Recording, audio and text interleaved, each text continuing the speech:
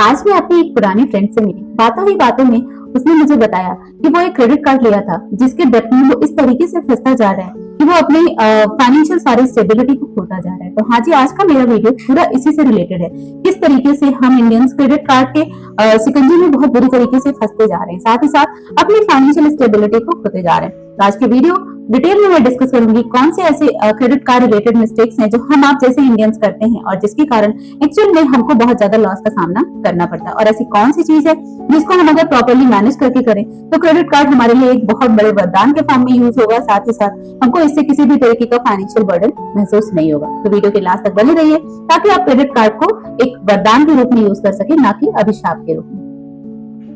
तो सबसे important question आता है कि हमने क्रेडिट कार्ड के बारे में ही आज बात करना क्यों महसूस किया जरूरत। देखिए, basically credit card over 10 crore हमारे कंट्री में इंडियंस हैं जो कि आज के टाइम में क्रेडिट कार्ड यूज कर रहे हैं। साथ ही साथ बहुत सारे ऐसे इंडियंस हैं जो कि फर्स्ट टाइम यूजर्स हैं क्रेडिट कार्ड के।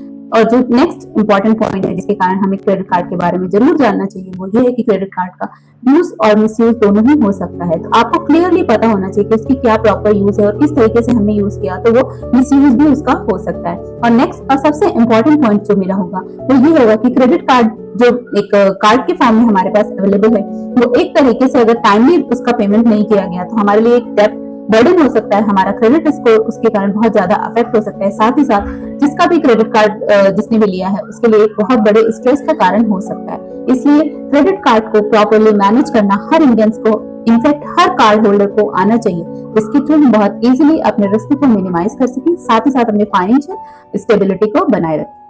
जो फर्स्ट और फोरमोस्ट मिस्टेक है जिसको कि क्रेडिट कार्ड होल्डर्स करते हैं वो यही करते हैं कि सिर्फ वो अपने ड्यू अमाउंट को पे करते हैं, ना कि फुल पेमेंट करते हैं। तो बेसिकली हमें करना क्या चाहिए कि क्रेडिट कार्ड का फुल पेमेंट करना चाहिए। जो भी हमने पूरे मंथ में यूज किया है वो ड्यू डेट से थोड़ा पहले, अगर हमने ड्यू डेट से 1-2 दिन पहले जितना भी हमने क्रेडिट कार्ड का यूज करके एक्सपेंडिचर किया उसका पूरा पेमेंट कर देंगे तो ऑब्वियसली क्रेडिट कार्ड का जो हमें यूज करके जो अपनी फाइनेंस की जो रिक्वायरमेंट के लिए उसको लिया था वो हमारा सेटिस्फाई होगा।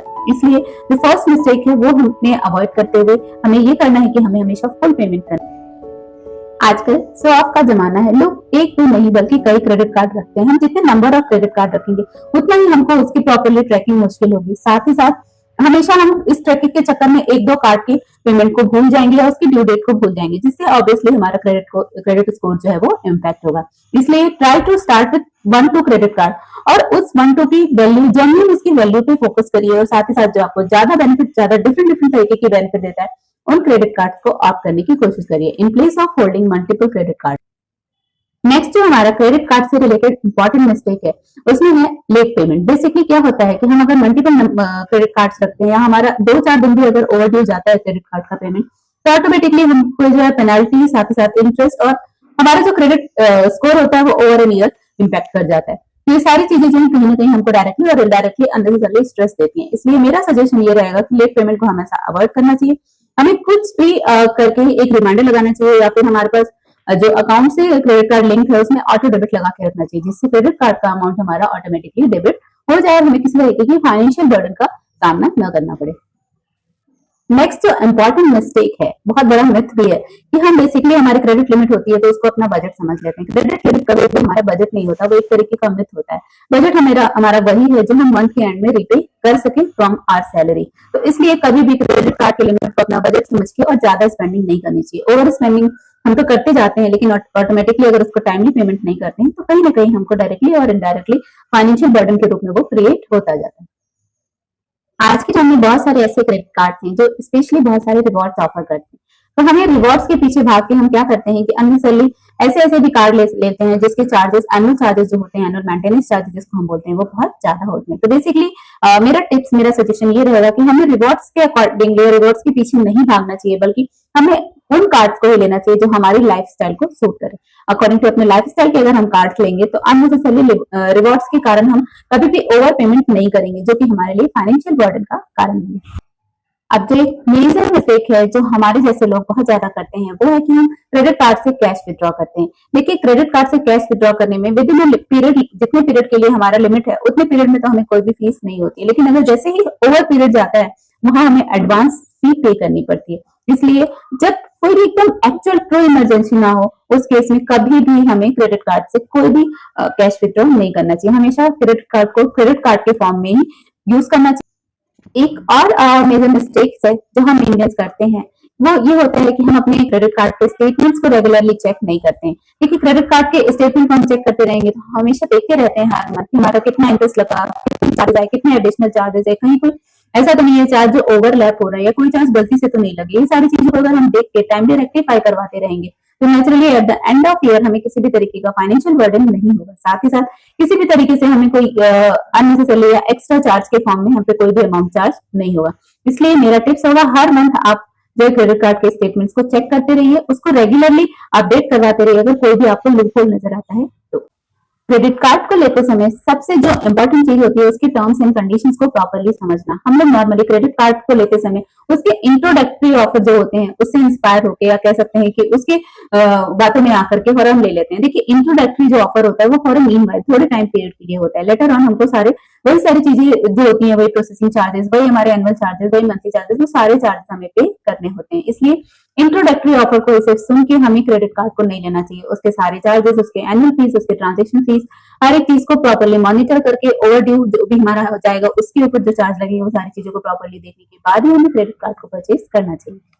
नेक्स्ट जो मिस्टेक होती है, हम क्या करते हैं कि नया क्रेडिट कार्ड लेते के बाद कुछ लोग ऐसा करते हैं कि फटाफट से पुराने क्रेडिट कार्ड को बंद कर देते हैं। देखिए नया कार्ड लेना और पुराने कार्ड को बंद करने से, अगर पुराना कार्ड में आपकी कोई भी आपने बैलेंस यूज नहीं किया है, कोई भी लिमिट नहीं है, कोई एनुअल चार्ज नहीं है, तो उसको आप कंटिन्यू होने दीजिए, उसको आप बंद मत करिए फटाफट।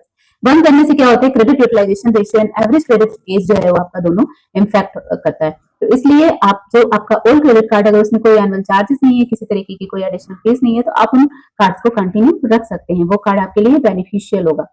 अब मैं आपको कुछ स्मार्ट क्रेडिट कार्ड हैबिट के बारे में बता रही हूँ, जो कि एक्चुअली हर क्रेडिट कार्ड होल्डर को यूज करना चाहिए। तो इससे क्या होता है कि आपकी जो क्रेडिट स्कोर है वो भी बहुत अच्छा रहता है। आपको हमेशा credit card use plan purchase के लिए करना चाहिए। अननेसेसरी हर एक परचेज के लिए क्रेडिट कार्ड का स्वैप करने की आदत को आप छोड़ दीजिए। दूसरा, अपने एक्सपेंसेस को आपको प्रॉपर्ली मंथली ट्रैक करते रहना चाहिए by continuously reviewing your statements. Statements को आप रिव्यू करते रहेंगे तो आप अपने सारे जो एक्सपेंडिचर्स हैं उसको प्रॉपर्ली चेक कर पाएंगे। और नेक्स्ट, आप हमेशा जो भी आपका क्रेडिट लिमिट है उसका फुल पेमेंट करिए, ना कि उसका जो ड्यू अमाउंट है वही पेमेंट करिए। जो नेक्स्ट इंपॉर्टेंट हैबिट है जो हमको यूज करनी चाहिए क्रेडिट कार्ड के साथ, वो ये है कि हमें हमेशा क्रेडिट लिमिट से 30% लेस ही यूटिलाइज करना चाहिए। ऐसा नहीं कि हमारा क्रेडिट लिमिट 1 लाख का है तो कंप्लीट 1 लाख यूटिलाइज करिए। अगर आपका 1 लाख का लिमिट है तो ट्राई टू यूटिलाइज ओनली 70,000, 30,000 आप कॉशन के लिए रख सकते हैं। इस तरीके से अगर आप प्रॉपर्ली क्रेडिट कार्ड के हैबिट्स को यूज करेंगे तो नेचुरली आपके लिए क्रेडिट कार्ड एक बहुत ही अच्छा वरदान के फॉर्म में, बहुत ही अच्छा कह सकते हैं सपोर्टर के फॉर्म में प्रेजेंट होगा, ना कि वो आपके लिए कोई भी फाइनेंशियल बर्डन के फॉर्म में बनेगा। कह सकते हैं क्रेडिट कार्ड एक टूल होता है, ना कि ट्रैप होता है। क्रेडिट कार्ड को अगर हमने प्रॉपर्ली अवेयरनेस के साथ यूज किया तो नेचुरली क्रेडिट कार्ड हमको फाइनेंशियल फ्रीडम साथ ही साथ एक फाइनेंशियल सपोर्ट के फॉर्म में होता है। इस नॉलेज को आप अपने तक मत रखिए बल्कि आपके जो भी फ्रेंड्स हैं सबको शेयर करिए, क्योंकि आज के टाइम में क्रेडिट कार्ड सारे लोग यूज कर रहे हैं। अगर क्रेडिट कार्ड को वाइजली यूज करेंगे तो नेचुरली वो आपके लिए बहुत ही अच्छा फ्रेंड के फॉर्म में साबित होगा। तो आपको ये वीडियो कैसी लगी ये बताना ना भूलिए। साथ ही साथ आप मुझे जरूर बताइए कि आपने अपने फ्रेंड्स को, अपने रिलेटिव्स को कौन से ऐसे क्रेडिट कार्ड के मिस्टेक को करते हुए देखा है। साथ ही साथ आपका खुद का क्रेडिट कार्ड को लेके क्या एक्सपीरियंस है आप मुझे कमेंट में जरूर शेयर करिए। That's all for today's video. Thanks for watching. Have a nice day.